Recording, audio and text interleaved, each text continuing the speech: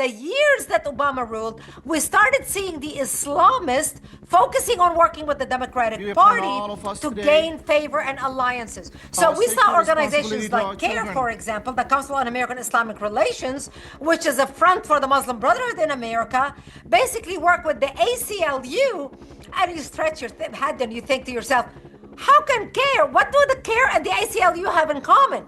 But the ACLU was used as the useful idiots at the hands of Islamists with an agenda. I talk about how the leftists and Islamists are working together as one front, coming up against, to silence anybody who is speaking about the Islamization and socialization of the United States. If Mamdani got elected, New York will become a ghetto. New York will become a city so inhabitable because it's going to have such a brain drain. Everybody's going to leave it. You want to go to the grocery store shopping, a grocery store owned by the government? You're going to be standing in line to buy bread and the shelves are going to be empty. I always tell people, I say, my past is America's future unless America wakes up today.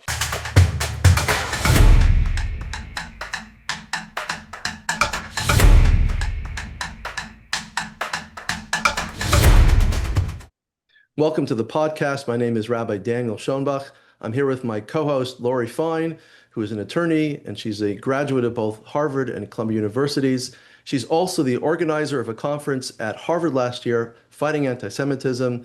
We have with us today a wonderful guest, Mrs. Brigitte Gabriel. She's a Lebanese Christian. She's a journalist. She's an author of several books and a real spokesman for Western civilization. Brigitte, welcome to the show. Thank you so much. I'm delighted to be with you. Brigitte, we want people to hear about your story as a child. You have a remarkable story to tell, and I think it just adds veracity to your message in America. Tell us about your story growing up in Lebanon, what happened to you, and your eventual moving to Israel, and how Israel took care of your mother in the hospital as well. Thank you, Rabbi. Well, when I speak, people ask me, where does this passion come from? Brigitte, you're so passionate about national security and protecting freedom. And I tell them, in order for you to understand where this passion comes from, you've got to learn my background about my life. I was born in what used to be the only majority Christian country in the Middle East, Lebanon. We were open-minded and fair and tolerant and multicultural, and the Judeo-Christian foundation of open-mindedness, of loving your neighbor, of treating others the way you want to be treated, all that good stuff that make us who we are as Jews and Christians. So Lebanon prospered as I was a child. Beirut became known as Paris of the Middle East, the banking capital of the Middle East. We welcomed people from all over the Arabic world who wanted to come and study in our universities because we have built the best universities in the Middle East. They graduated and wanted to work in our economy because we had built the best economy in the Middle East, even though we did not have any oil. And so life was great. That we had the situation was always barely balanced between the Muslims and the Christians, but it was contained. That was until the influx of the Palestinians out of Jordan, when King Hussein kicked them out, and Lebanon was the only country to accept the third wave of Palestinian refugees. We brought them in. They put their heads together with the Muslims in Lebanon and they created their own army called Jaysh Lebanon al-Arabi at that time, the Arabic Lebanese army. And what's interesting here is most people don't realize that if you want to insult a Christian in Lebanon, you call them Arabs, because Christian Lebanese are Arab phones. Arabs in the Middle East are the Muslims. The Christians, today, if you go to any church anywhere in the world, the liturgy is read in Aramaic.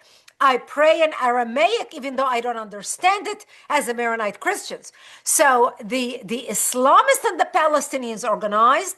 They created their own army called Jaysh Lebanon al-Arabi at that time in 1975. And they wanted to use Lebanon as a base from which to fight Israel, kill the Jews, and throw them into the sea using Lebanese territory and Lebanese open-mindedness and democracy in order to do that. And that's when the war started in Lebanon. And that's when my world turned upside down. You mentioned in one of your interviews that you were in your home and there was 14 bombs hit your house. Your father was profoundly deaf after that. You were wounded. You spent about 2.5 months in the hospital. And then later on in the war, you get to Israel with your mom, who was severely wounded as well. Tell us about that story, how you were taken by cab to an Israeli hospital and the kindness they showed you when you got there. Thank you. Well, during the war, the war started. My house was bombed, as you mentioned. I ended up in a hospital for 2.5 months and later ended up living in a bomb shelter underground in an 8 by 10 room.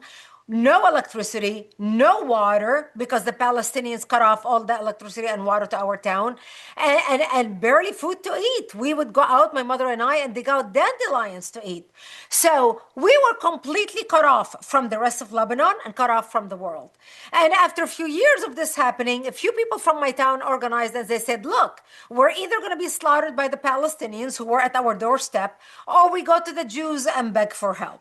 So a few people from my town ended up going to Israel, begging for help. And that's when Israel started coming in the middle of the night in Operation Litani in 1978 and started bringing in ammunition to the Christians so the Christians can defend themselves, bringing in food for the military, bringing in food for the children, bringing in medical supplies for those who needed medical supplies, because we were cut off from the rest of the world. We didn't even have medicine if we got sick.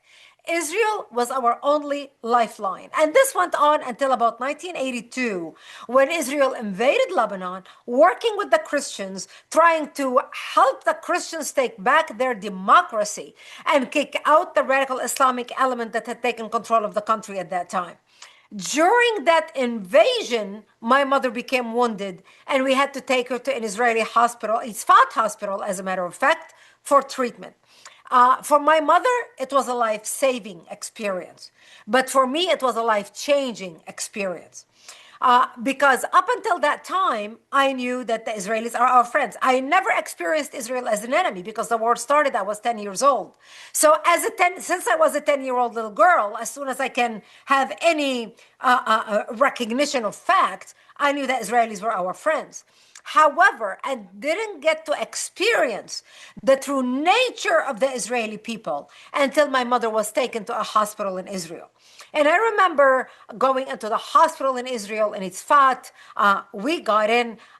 There were hundreds of people wounded on the floor, brought in from Lebanon, Palestinians brought in from Lebanon, Christians brought in from Lebanon, Druze brought in from Lebanon, Muslims brought in from Lebanon.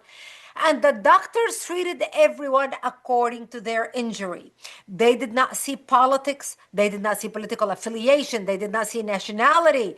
They saw people in need and they helped. The doctor treated my mother before he treated the Israeli soldier laying next to her, because my mother's injury was more severe. And I couldn't believe my eyes. I thought to myself, I can understand why they're helping me. I'm their ally. I'm their Christian ally and friend and neighbor. I'm the buffer zone. But why on earth are they treating the Palestinians and the Muslims, who would gladly slit their throats in 30 seconds if they had an opportunity to do so? But little did I know about the heart of the Israeli people and the value of the Israeli people. We were taken to the fourth floor of the hospital, where we were put into a room with other Lebanese wounded people. And I ended up spending 22 days at that hospital. Those days changed my life, changed the way I listened to information, changed the way I watch television or listen to the radio, because I realized in those 22 days that the Jews had something even I did not have.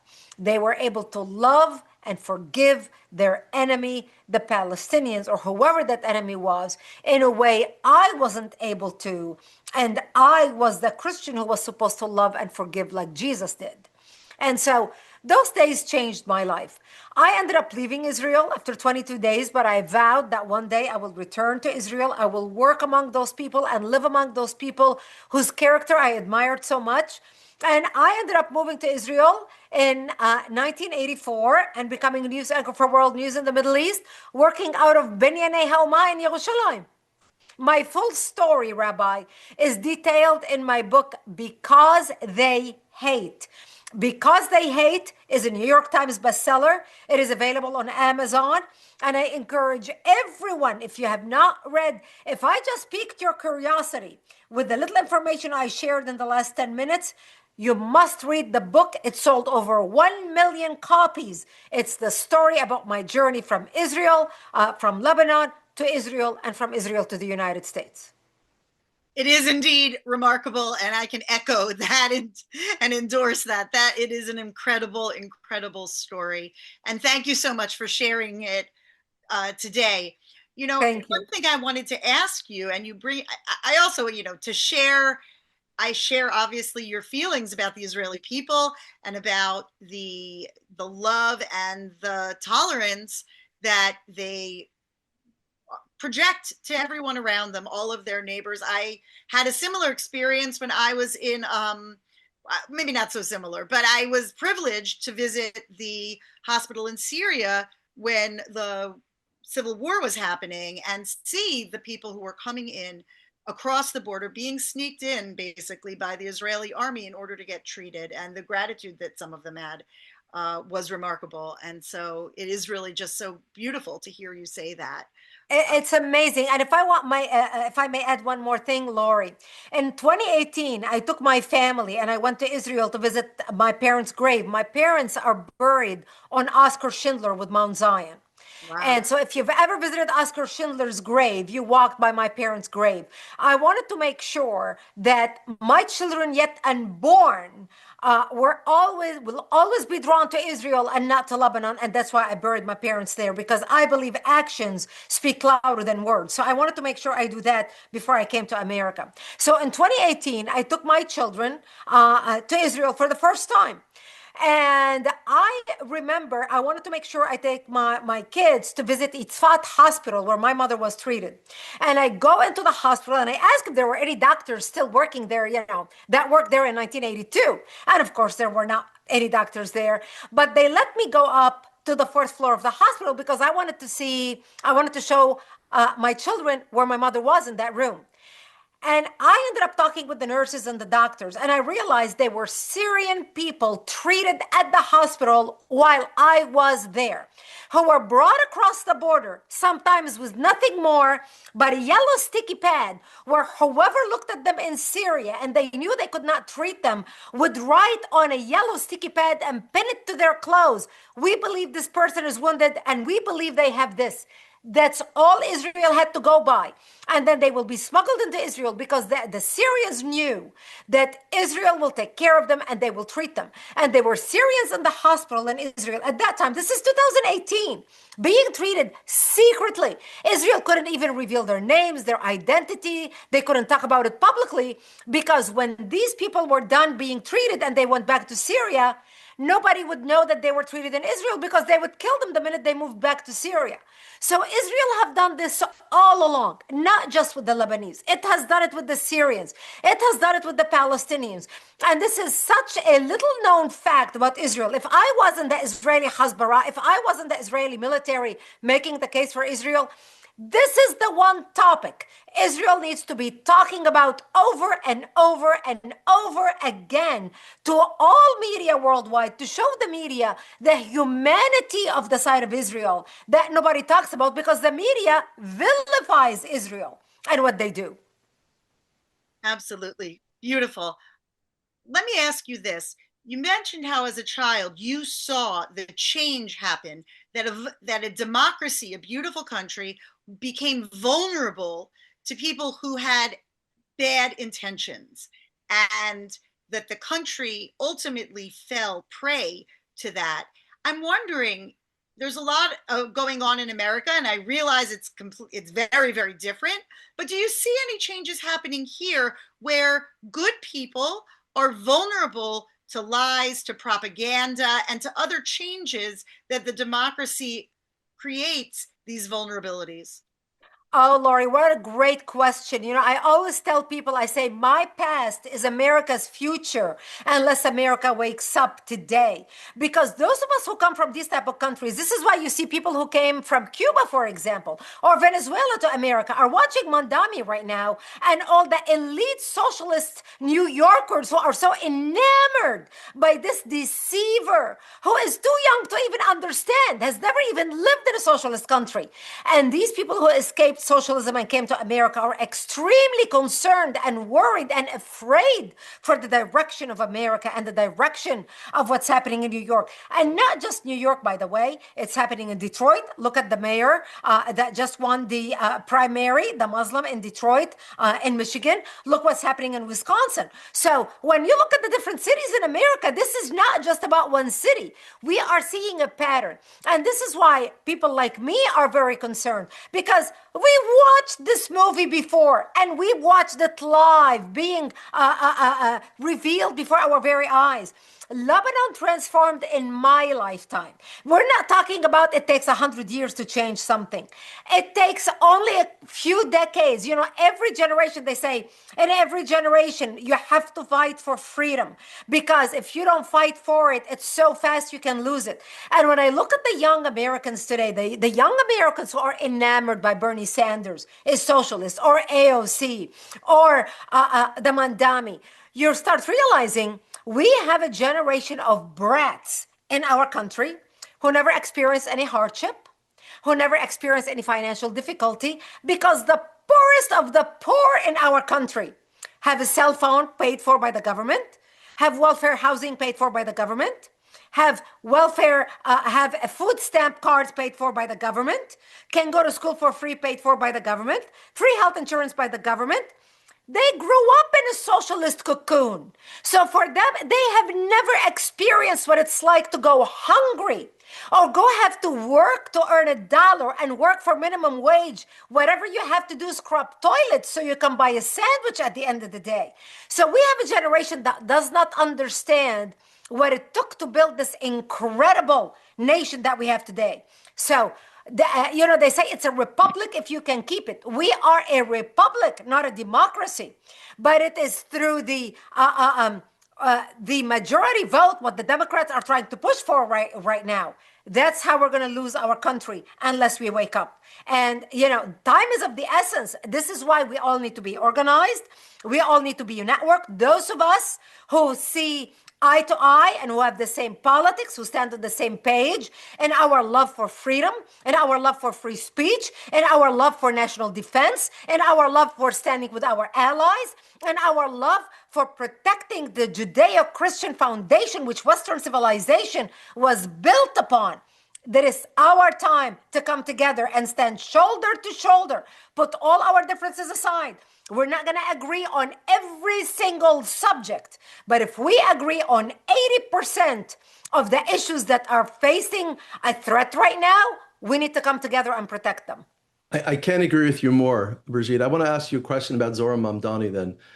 We're seeing a tremendous danger right here in New York City, and we're seeing real time this, what I call this red-green access or alliance happening in the streets of New York City. Islamic fundamentalists like Mamdani, coupled together with communists and socialists, are coming together right now to take over the United States. And I think they're trying to do that through the agency, the Democratic Socialists of America. Could you talk about that red-green alliance and how dangerous it is?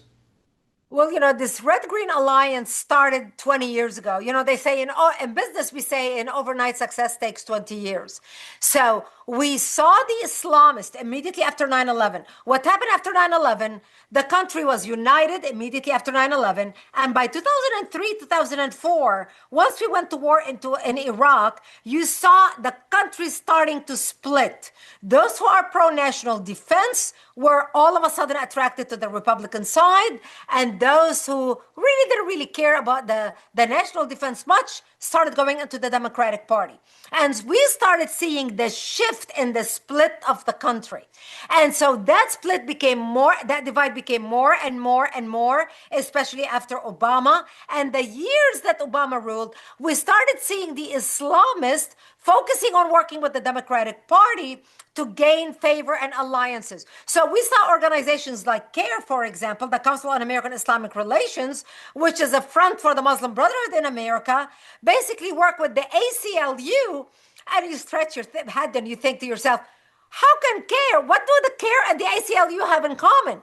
But the ACLU was used as the useful idiots at the hands of Islamists with an agenda. So basically, the ACLU ended up working as the legal arm for CARE, for Council on American Islamic Relations. My organization actforamerica.org. For those of you who do not even know I have an organization, I urge you to check it out, actforamerica.org.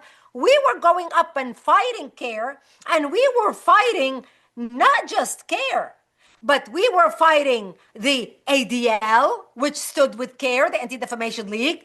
We were fighting all the Jewish leftist organization who identified as Democrats, who were basically the useful idiots propping up the socialist Democrats within the Democrat Party, thinking, no, we're going to stand with those people because we have more in common with them than we have in common with these meany, terrible Republicans who are obsessed with national defense and fighting radical Islam and talking about the Muslim Brotherhood infiltration and domination of our country.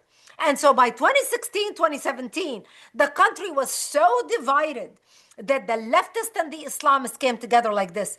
Even in my last book titled Rise, my last book, I dedicate a whole chapter about the Islamist leftist coalition. And I talk about how the Islamists and the leftists, remember, the book came out in 2018. I talk about how the leftists and Islamists are working together as one front, coming up against, to silence anybody who is speaking about the Islamization and socialization of the United States, the infiltration of our college campuses, the Muslim Student Association and what that was doing on college campuses, etc. I was vilified, Rabbi, by not only the left, but also by some elements on the right who refused to listen because they did not want to believe what I was talking about. And look at where we are today. An overnight success takes 20 years. The Islamists and leftists did not start yesterday. They've been working on this for 20 years, but our side buried their head in the sand and refused to listen. Yeah, 100%. I mean, we're seeing this in real time in New York City. We're seeing a guy funded by the Democratic Socialists of America. And I have to ask you something else, what your opinion on this point, because they are nationalizing the debate right now. They are coming in one by one, AOC, Tlaib. They're all walking in here and all talking about the power of Mamdani because they smell the blood. They know what's going on right now. They see this as a tremendous opening for their power right now to be expressed through the United States right now. And I think we're in tremendous danger. And my question to you is, how do we stay focused on this issue without being seen as being anti-Islamic? You will be seen as anti-Islamic if you flip upside down, have wings to fly, turn white, and become a dove. You will be accused of being anti-Islamic the minute you talk about it. I think our strength, Rabbi, is recognizing the tactics and the strategy of our enemy and the way they use labels to silence us and refuse to fall into that trap that they lay for us because they know that we are afraid to be slapped with any label, because that's exactly how they silence us. When I started speaking about the danger of radical Islamists working with the leftists in our country, and all the left has to do is say, oh, she's a radical Islamophobe. She's an Islamophobe. She's a xenophobe. And then the leftists started saying, after 2017, the right-wing, white supremacist, white whatever. So anybody like us who wanted secure borders were called bigots. Anybody like us who were talking about safety in our street and standing with our police, and, we're called anti-black people. Anybody of us who's still speaking about why we cannot allow hate on our college campuses, we're being accused of being, intolerant xenophobes. So it doesn't matter what you talk about. The left understands, and the Islamists as well, because they operate together as one, that all they have to do is slap a label at you and they will silence you. So the big fear on our side is always, it has been like this for 25 years. I have been doing this work in America. And for 25 years, the biggest fear on our side is, how can we approach this subject without them thinking that we are Islamophobe? Because if they call us Islamophobe, nobody's going to listen. And I'm telling you, they're going to call you Islamophobe. The fact that you mentioned the name Mamdani, they're going to tell you, you don't hate him because he's a socialist. You hate him because he's a Muslim and you are anti-Islam. Period. End of story. So what our side needs to do is say, who cares about the labels? The worst thing they can say is you are anti-Muslim. And you can tell them, I'm not anti-Muslim until you are blue in the face. They're not going to believe you. They're not going to listen to you. They're going to accuse you anyway. So what our job is to come together as one, people who stand up for capitalism, which made our country great, which made Israel great, which made any country great. Stand up for capitalism. Stand up for the betterment of all kind. If you are a janitor in America and you have enough willpower to rise up to the top, you can be the CEO of the biggest janitorial company in the United States, making billions. What we need to talk about is how we all can lift everybody up, believing and working hard to make money, to become a philanthropist, to stand up for the greatest nation and protect the greatest freedom for all mankind in the greatest, freest country in the world, and that's the United States. Because it is this mentality and this level of confidence and authority in your language when you speak that created America the greatest country in the world. When we went to World War II, we did not apologize for our gutso in moving forward into World War II and fighting an enemy that we believed was bad. Today, we apologize for our every move because we do not want to offend anybody. We have become a society that has a disease, and the disease is called the disease to please. We need to stop thinking about how we can please our enemy or gain their approval and start thinking about how can we crush and defeat our enemy so we can stand up victorious on the values that made us the greatest country on the face of the planet. You are awesome. That was, I want to give you a hug. It's a screen though. Thank you. And if my message resonates with people, I want people to go to my organization, actforamerica.org. Actforamerica.org and join us, support us, become a member, stand with us. We monitor all bills coming down for a vote at the federal level and the state level. And we send you an action alert letting you know. We just introduced, by the way, I'm going to use this as the perfect example. We just introduced a bill designating the Muslim Brotherhood as a terrorist organization introduced by Senator Cruz.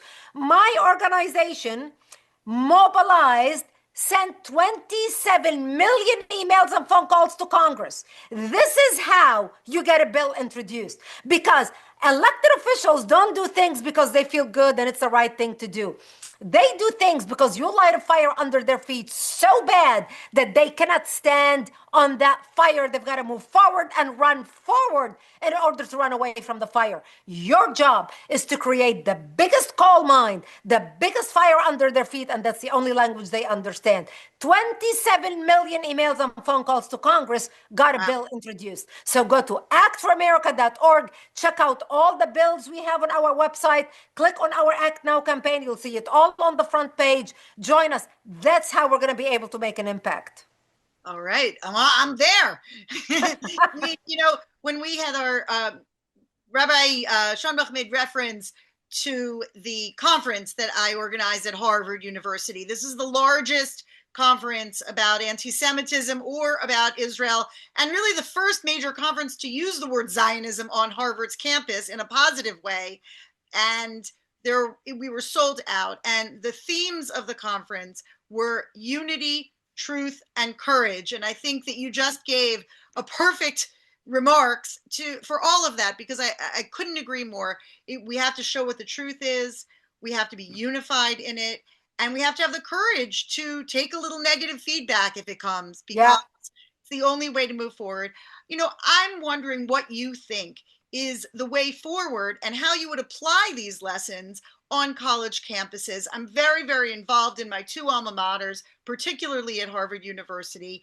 And even at Harvard University, they're frequently blaming ignorance as the reason why, as opposed to actual hatred and actual planning on behalf of organizations like CARE that have been paying for professors and paying for programs to literally attack the Jewish people and Israel. I'm wondering what you see as some of the strategies that those who are involved on college campuses could use to implement the ideas you're talking about. Political organization. That's the most important thing. Conferences are important. Look, my organization used to have a conference in Washington, D.C. every single year annually, and we would go up to lobby, just like AIPAC. I mean, when our conference was in Washington, D.C., you'll see the line wrapped around the Capitol, people waiting to get in to meet with their elected officials. And we lined up meetings with their elected officials while they are in D.C. to go visit their elected official, not just attend the conference. So conferences are important because they bring us together. We show solidarity. We make our voices heard. We get to know other people who share our passion, and we network. But where the magic happens, and when you start impacting policy by applying the pressure on elected officials.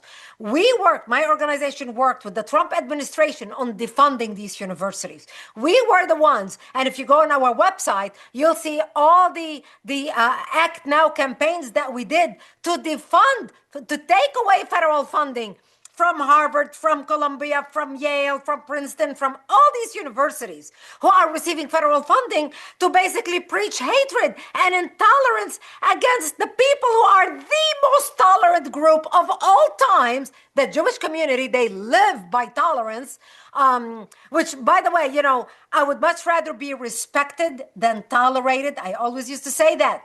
And I always used to tell my friends, you want to be respected much more than tolerated, because you're only tolerated while, you have the upper hand. Once you lose the upper hand, those who tolerate you, if they don't respect you, they're going to come after you. So what I tell people is become organized, understand what bills are also coming down and at the White House, what issues are being worked on at the White House, what issues are being worked on in Congress. So we can fight this on the policy level, not only on the ground level.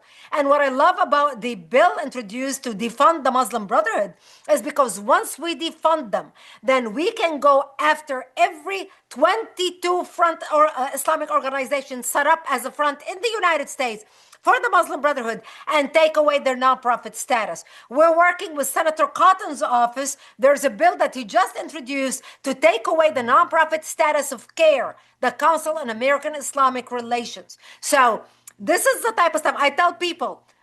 Go to our website, actforamerica.org, sign up to receive the action alerts and emails. They're free. They don't cost you anything. So you can be informed on what's happening no matter what state you live in. I know a lot of people are listening to us right now from different states across the country. So no matter where you are, make sure you're signed up and let us know what state you are in. So when we go after whatever issue happening in your state, we can all come together. So when you have a rally at Duke University, we know that we need to send an email to our members in that state to stand up and support you. And so that's type of the organization. But the most important thing is unity. Do you know that Yeshiva University back in 2019 refused to start a chapter for me, for my organization, because I was too controversial? They were afraid to offend other students. Yeshiva University, when you get to that level of fear, that even the Yeshiva University would get to the level of hiding under the table so they don't offend their enemy, that's how you get to the point where you got today.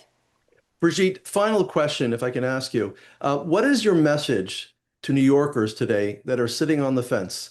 They're looking at this guy, Zohran Mamdani, handsome young man, 33, got a great smile, talks about free food, free rent, defund the police. People are sitting on the fence. From your experience growing up in Lebanon, the tragedies, the traumas you went through, what's your final message to New Yorkers who may be wondering what to do next? How should they vote? What should they be thinking about? Well, I can tell them one thing. I had a meeting last night with influential people from New York who are looking into moving their companies to Florida. If Mamdani got elected, New York will become a ghetto. New York will become a city so inhabitable because it's going to have such a brain drain. Everybody's going to leave it. You want to go to the grocery store shopping, a grocery store owned by the government, you're going to be standing in line to buy bread and the shelves are going to be empty. All you have to do is play a video from Venezuela or play a video from Cuba, play any video from any socialist country and see how the people are manipulated, hungry, food is rationed, not enough access to food or anything that you need. And if that's how you want to live, then go ahead and vote for Mamdani, because that's exactly what you're going to get. So I'm telling you from experience, last night I was having this conversation with decision makers from New York that they're going to move all their companies to Florida. They're already looking and buying in Texas. We discussed Dallas, Austin, Houston, as well as Tampa, Orlando, and Miami. Companies are already moving. They are already working with real estate agents, and you are going to be left with a city that is ghettoized, where you're going to be living and it's going to be intolerable. If that's what you want, go ahead and vote for Mamdani. Yeah. So the bottom line is, if Mamdani wins, everybody is going to lose. Out. Everybody's going to lose. Well, I want to thank you for being so outspoken. And I suppose my final question would be, what would you say to people to get them to overcome their fear of standing out, of confronting their friends, of even, for example, confronting their alma mater, where you like these people, you know these people, you think they're nice people, and yet they're not willing to speak out and stand up without this outside pressure? What would you say to help people get over their fear? Well, first of all, go through what you went through in order to get there? No. What gave me the thick skin that I have is because every time I would speak out, people would come. I remember my speech at Duke University. When I finished speaking at Duke University in 2004, and I was walking back to the VIP section where I stood, and Muslims and Palestinians were standing up in my face, hollering, die, die, go die. We want to kill you. We hate you. And I've never experienced such hatred. I remember speaking in Carnegie Mellon in 2003 at Pitt University, because I went from Carnegie Mellon to Pittsburgh University, because, you know, they're right across from each other. And like that. And the hatred, I remember sitting at the airport crying. I couldn't stop tears in Pittsburgh coming down my face because I was so emotionally traumatized. I couldn't believe that people hate so much. But that was a wake-up call because I experienced it. Now, can you imagine if I would have quit back in 2005? If I would have quit back in 2005, I would not have created Act for America, which today has 5 million members. We have helped pass 328 bills in Congress at the federal level and the state level. And we have impacted policy like nobody else's business. Over 300 bills, 328 bills so far. So if I would have stayed silent, none of that would have happened. Did they affect me other than saying, oh, you're a hater? Okay, you got it out of your system? Now I'm a hater. Okay, what else you want to talk about? Oh, you're a hater. Okay, we established that. What else do you have? You're a racist. Okay, we established that too. What else do you want? So you can call me whatever you want to call me. Your labels don't stick on me because I know who I am. I'm not defined by your words. I'm defined by my character. So you can stand in there and hurl insults and cuss words and labels. It's not going to stop me. And you better watch out, because the more labels you slap at me, the more determined I am to overcome and defeat you, to make sure that people like you don't slap labels on others. This is the attitude that we need. We need to stop working to liking people who don't like us. A man convinced against his will is of the same will still. Stop trying to preach to the unconverted. You're wasting your breath. Believe in yourself. Believe you are worthy of love, worthy of respect. And those who are not willing to respect you or love you, you ignore them and you move forward. Their words don't define you. You define you. Don't give them that power. Love it. Don't give them that power. Well, That's I think right. that's a perfect message to end on. Thank you so much for being here with us. Thank you. Pleasure being with you. Take care. Thank you, Brigitte. Thank you. Bye-bye. All right.